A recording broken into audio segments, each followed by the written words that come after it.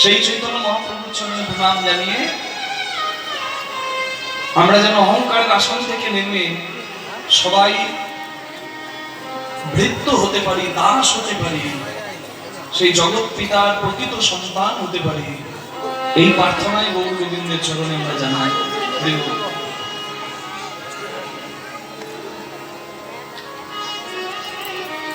জীবনের সত্য কি যিনি জানিয়ে দিয়েছিলেন সনাতন গোস্বামীকে, তিনি হচ্ছেন শ্রী গৌরাঙ্গ। জয়লোক সনাতন ভট্ট রঘুনাথ, শ্রী গোপাল ভট্ট দাস রঘুনাথ, এই ষড়গোস্বামীর মধ্যে শ্রেষ্ঠ গোস্বামী সনাতন গোস্বামী। সেই সনাতন গোস্বামী প্রভুপাদ তিনি জিজ্ঞাসা করেছিলেন, প্রভু কে আমি, কেন আমাকে যারে তাপত্রয় ইহা নাহি জানি জীবের কইছে হিত হয়, আমি কে, আমার পরিচয়টা কি, মানুষের পরিচয় কি, কেন আমরা এত জ্বালায় জ্বলছি, কেন এত অশান্তি, কেন এত যন্ত্রণা, কি দরকার ছিল এই যন্ত্রণার দেহকে এখানে আসা। আমি জানি না মানুষের হিত মঙ্গল কিসে হয়, আমার মঙ্গল কিসে হবে, আপনি কৃপা করে বলুন। চৈতন্য মহাপ্রভু সনাতন গোস্বামীকে বলে জগৎকে জানালেন যে সনাতন আমি কে, তুমি নও, আমি নই, আমরা নই, তোমরা নও, সবার একটাই পরিচয়, কি জীব নিত্য কৃষ্ণ দাস। কৃষ্ণ ভুলি জীব যখন অনাদি বহির মুখ, অতএব মায়া তারে দেয় সংসার সুখ। এটাই তো পরিচয়। কিছুদিন আগে আপনারা দেখতে পেলেন সোনি টিভিতে হিন্দি চ্যানেল, সোনি টিভি না, স্টার জলসা জি বাংলা নয়, আমরা তো ওই থেকে বেরোতে পারি না, স্টার জলসা জি বাংলা। আগে জানতাম জীবন মানে জল, এখন বলছে না জীবন মানে জি বাংলা।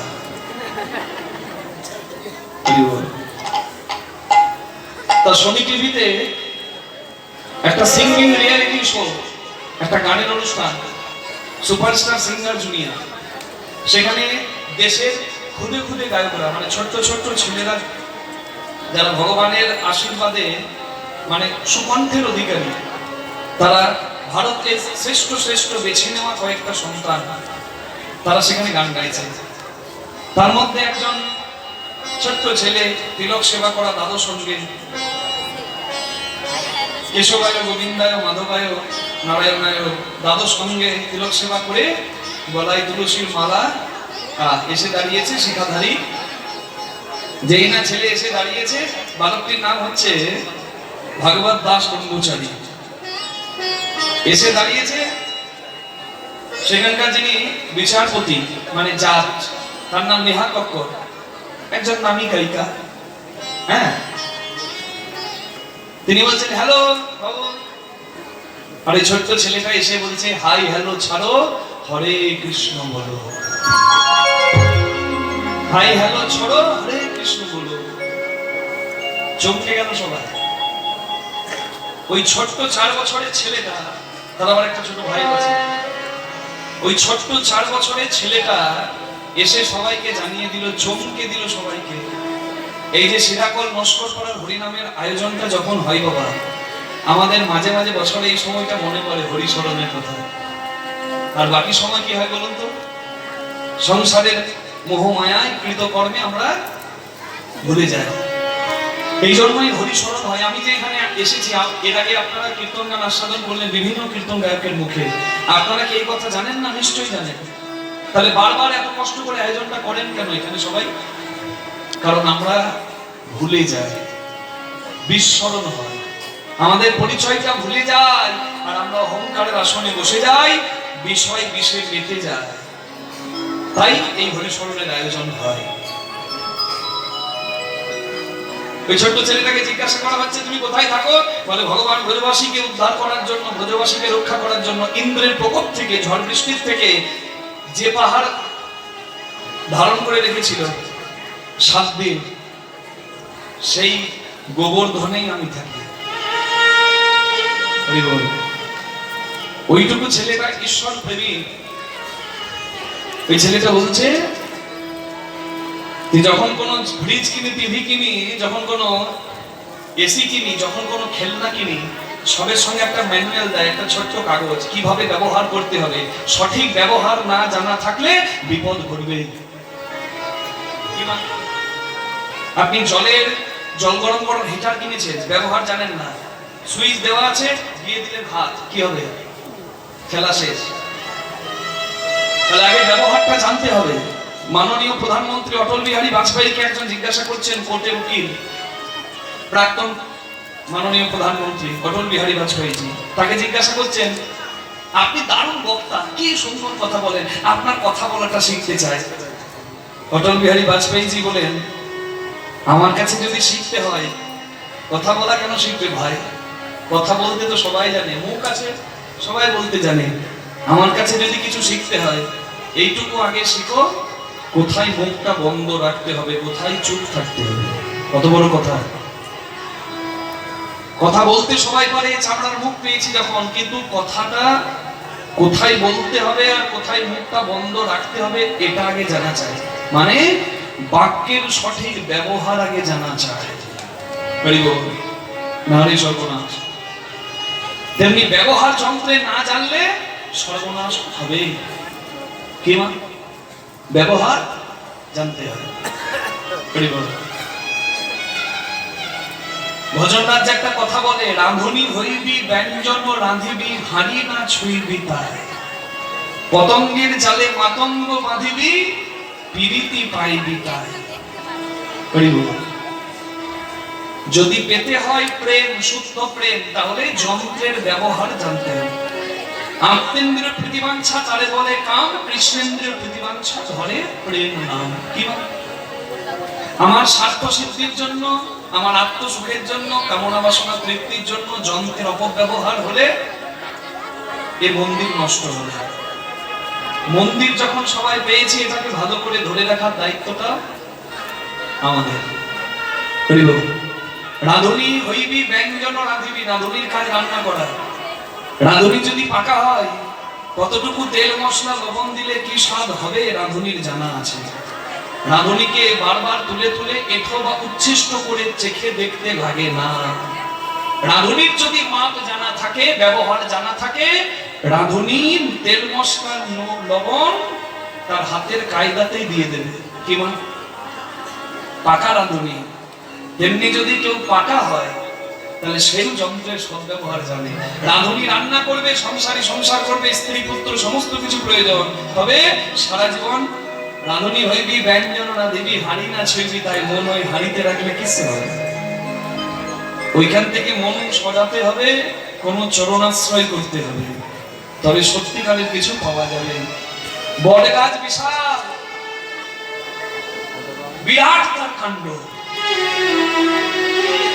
উচ্চ বট গাছ, গোড়াটা বাবা এত মোটা 10 জন মিলে ধরতে পারবে না, কাণ্ডটা এতটা মোটা। কিন্তু হচ্ছে কি জানেন, অযথা ওই বট গাছটা এত দীর্ঘ, কিন্তু প্রত্যেক দিন রাত্রিবেলায় একটা করে ইঁদুর বট গাছের মূল শিকড়টাকে কাটছে। রাতের বেলায় মূল শিকড়টাকে যদি ইঁদুরে একটু একটু করে প্রতিদিন কাটে, তাহলে যত বড়ই বৃক্ষ হোক না কেন, একদিন তার পতন নিশ্চিত। নেতাই গৌর প্রেমানন্দে হরি হরি হরি। রাঁধুনি হইবি ব্যঞ্জন রাঁধিবি, হাঁড়ি না ছুঁইবি তাই। পতঙ্গের জালে মাতঙ্গ বাঁধিবি। পোকার জালে হাতি বাঁধা যায়? পতঙ্গ মানে পোকা, মাতঙ্গ মানে হাতি।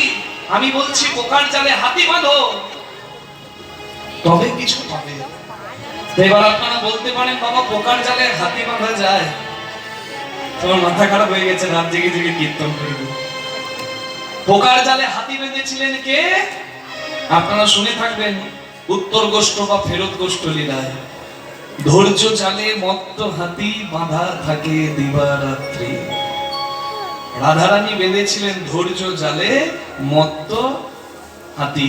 ধৈর্য জাল, ধৈর্যতে মাধুর্য, যার জীবনে ধৈর্য নাই তার জীবনে মাধুর্য নাই। ধৈর্য জালে মত্ত হাতি মানে প্রেম। কোন প্রেম?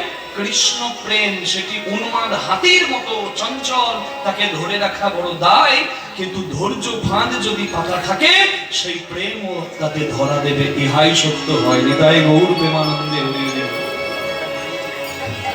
আপনারা নাম শুনবেন রামী চণ্ডীদাস, নাম শুনেছেন?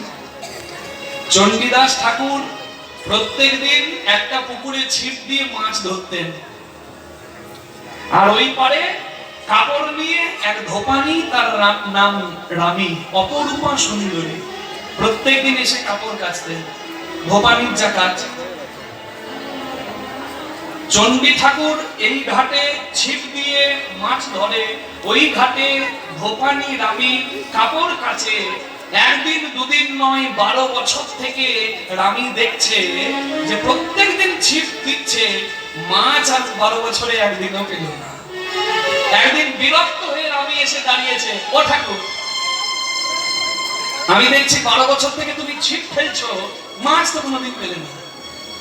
চণ্ডী ঠাকুর বলে, 12 বছর থেকে ছিপ ফেলেছিলাম, এই এতক্ষণে এসে একটু ঠোকর দিল। তাহলে চিন্তা করে দেখুন কত মাধুর্য, কত ধৈর্য, কত ধৈর্য। ধৈর্যতে মাধুর্য, ধৈর্য নাই মাধুর্য সেখানে বিন্দু মাত্র নাই। তাই রাধারানীর ধৈর্য জালে মত্ত হাতি মাথা থাকে দিবারাত্রি। টিভি, ফ্রিজ, এসি সবকিছু কিনলে তার সঙ্গে একটা বই মেলে, একটা ছোট্ট ম্যানুয়াল বই, ওটাকে সঠিকভাবে কিভাবে ব্যবহার করতে হবে সেটা লেখা থাকে। তেমনি আমাদের এই মন্দিরটা কিভাবে ব্যবহার করতে হবে সেই ম্যানুয়ালটা হচ্ছে গীতা। গীতায় প্রেমানন্দে হরি হরি হরি বল। খেতে ভালো লাগুক না লাগুক রোজ খাও তিতা, করতে ভালো লাগুক না লাগুক রোজ করো গীতা। গীতায় হরি হরি হরি বল। যে গৌরাঙ্গ মহাপ্রভু এলেন সকলের জন্য, তার জন্য সবাই একবার ধ্বনি করে বলুন, চৈতন্য মহাপ্রভু কি জয়, নিতাই চাঁদ কি জয়, নিজ নিজ গুরু মহারাজ কি জয়। দেখো গৌরে লোরে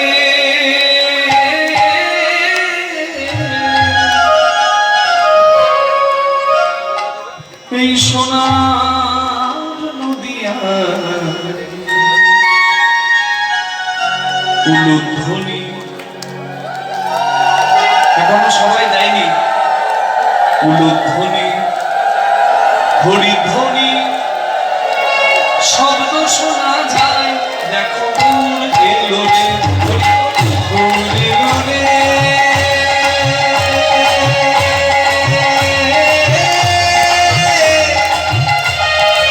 সোনার নদিয়ায় উলুধ্বনি হরিধ্বনি শব্দ শোনা যায় আমাদের গৌরে মনে।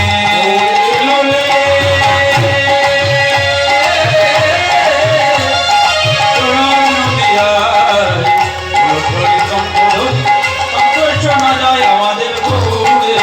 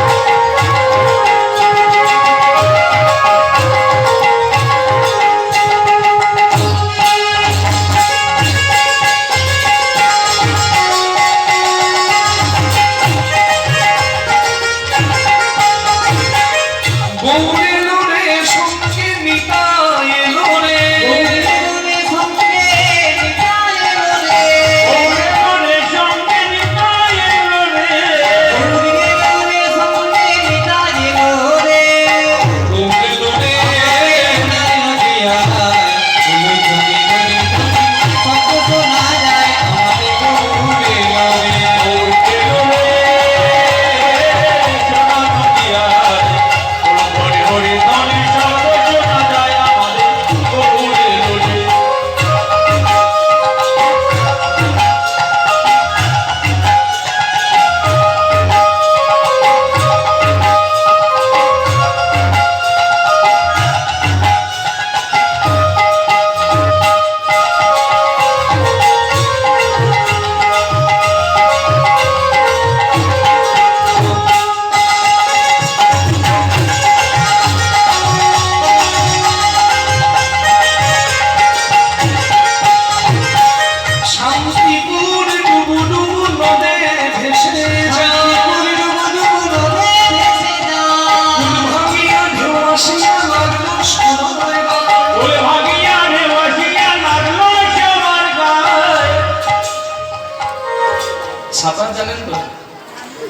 গ্রামের মানুষ সাঁতার ভালো জানে, সাঁতার জানলে নদী পুকুরের জলে ডুবে মরার ভয় নাই, কিন্তু সাঁতার জেনেও সাগরের জলে বা সমুদ্রে পড়লে কোনো লাভ নাই। কতক্ষণ সাঁতার কাটবো? তাহলে আমরা নদীতে পড়িনি, পুকুরে পড়িনি, আমরা পড়েছি সাগরে, সংসার সাগরে। তাহলে রক্ষা পাওয়ার একমাত্র উপায় হচ্ছে হাত দুটো তুলে দাও। যে ডুবেছে জলে সে যদি বাঁচার চেষ্টা করে হাত তোলে, তাহলে যদি কোনো নৌকা বা জাহাজ যায়, সে যদি দেখতে পায়, জাহাজের নাবিক যদি দেখতে পায়, তাকে যদি টেনে তোলে, তাহলে তার বাঁচার রাস্তা আছে। তাহলে সংসার সাগরে ডুবে মরার ভয় থাকবে না। হাত তুলে দাও, আর যদি হাত আমার ঠাকুর যে একবার ধরে নেয়, আর ডুবে মরার ভয় নাই। হরি হরি বল। শান্তিপুর ডুবু ডুবু নদে ভেসে যায়, শান্তিপুর ডুবু ডুবু নদে ভেসে যায়, ফুল ভাঙিয়া ঢেউ আসিয়া লাগলো সবার গায়ে, ফুল ভাঙিয়া ঢেউ আসিয়া লাগলো সবার গায়ে, ডুবে ডুবে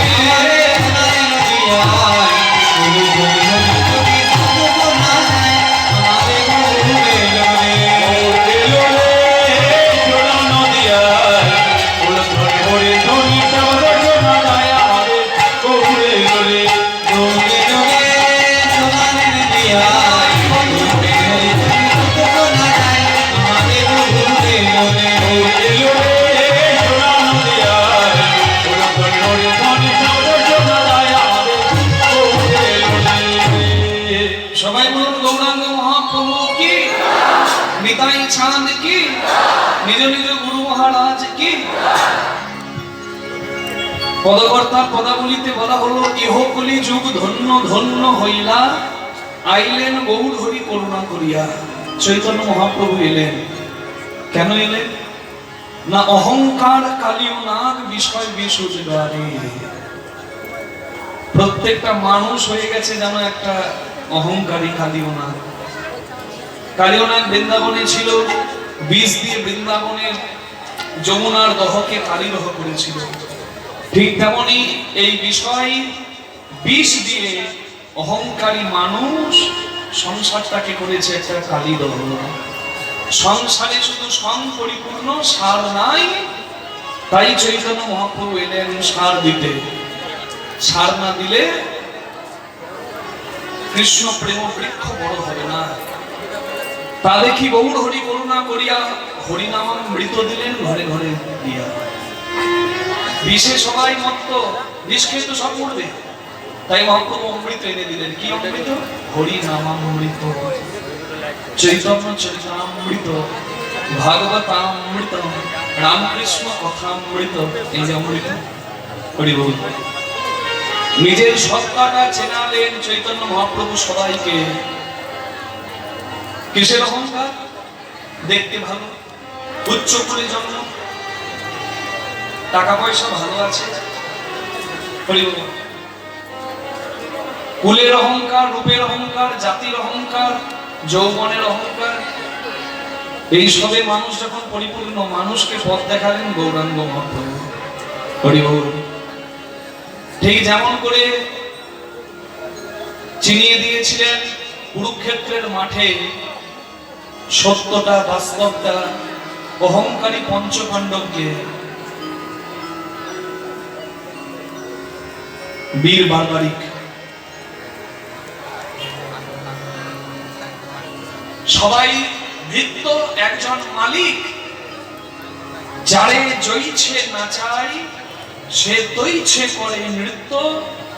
একজনই জগৎ সংসারে মালিক, বাকি সবাই তার ভৃত্য। হৃদয় গৌর হরি হরি।